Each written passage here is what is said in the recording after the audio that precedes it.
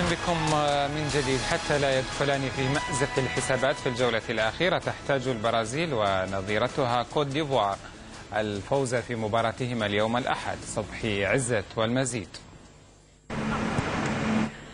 على استاد سوكر سيتي في جوهانسبرغ تدور المواجهة بين منتخبي كوت ديفوار والبرازيل. ورجح غوران إريكسون المدير الفني للمنتخب الإيفواري انضمام ديدييه دروغبا مهاجم تشيلسي الإنجليزي للتشكيل الأساسي للفريق خلال المباراة. قرار إريكسون يأتي لتعزيز معنويات المنتخب الإيفواري والذي يمتلك نقطة وحيدة من تعادله مع البرتغال في اللقاء الأول من البطولة، بينما لدى المنتخب البرازيلي 3 نقاط من انتصاره على كوريا الشمالية بهدفين مقابل هدف وحيد. البرازيل ستلعب سادس مباراة لها أمام فريق إفريقي في كأس العالم، والتي كان أولها أمام زائر عام 74 والجزائر عام 86 والكاميرون عام 94 والمغرب عام 98 وأخيرا غانا عام 2006، دون أن تتلقى شباكها أي هدف خلال تلك المواجهات.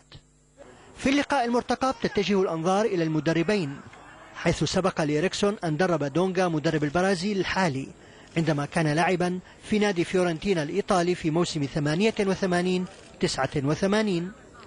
كما ستشهد المباراة تجدد المواجهة بين المدافع البرازيلي لوسيو ومهاجم ساحل العاج دروغبا، اللذين تواجها عندما أطاح نادي انترناسيونالي الإيطالي الذي يلعب له لوسيو بنادي تشيلسي الإنجليزي وهو فريق دروغبا من دوري أبطال أوروبا.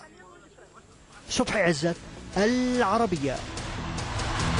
والمعسكر البرازيلي يحترم الفريق الأفريقي كثيرا، لكنه متفائل بالكسب والنقاط الثلاث.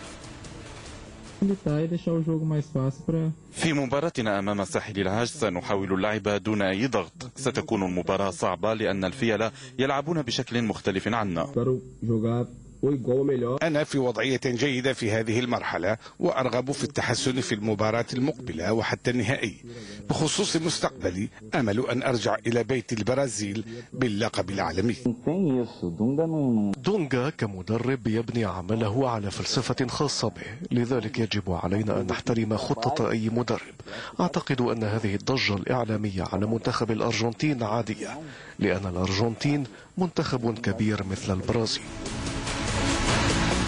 البرازيل إذا أمام كوت ديفوار، مهارة أمام القوة البدنية الهائلة. كابتن أحمد، أولا اشرح تفصيلي كيف تلعب البرازيل؟ اولا البرازيل بتلعب الى حد ما ب4-3-3، بس نعم. لازم هشرح لك بالظبط ازاي. هما بيعتمدوا على ان فابيانو كفرود اساسي متواجد بصفه اساسيه ثابت. روبينيو بياخد الجنب الشمال على اساس ان هو بيتحرك من ناحيه الشمال، وكاكا تحت منه بتحرك مستمر. اللي بيحصل تغيرات ما بين روبينيو بيتحرك بعرض الملعب، وفي نفس الوقت بيدي حريه حركه لكاكا ان هو يتحرك في اي حته ثانيه. بيعتمد على الاثنين في نص الملعب اللي هو فابيو ميلو ودي سيلفا مع إيلانو.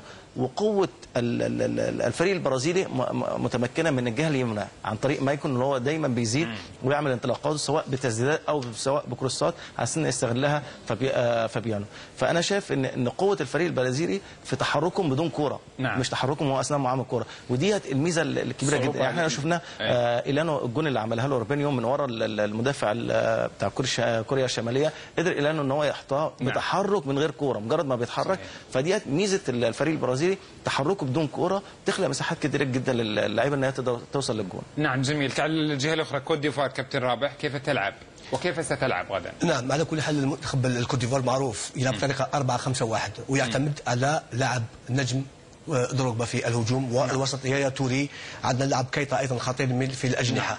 اعتقد ان المنتخب الكوت ديفوار نجح امام البرتغال اللي نسموها البرتغال البرازيل اوروبا. نعم. لو هو نجح امام البرتغال قادر ان يحقق نتيجه ايجابيه امام المنتخب البرازيلي، لان شفنا المنتخب البرازيلي لم يكن مقنعا في المباراه الاخيره لما فاز بهدفين مقابل هدف امام كوريا.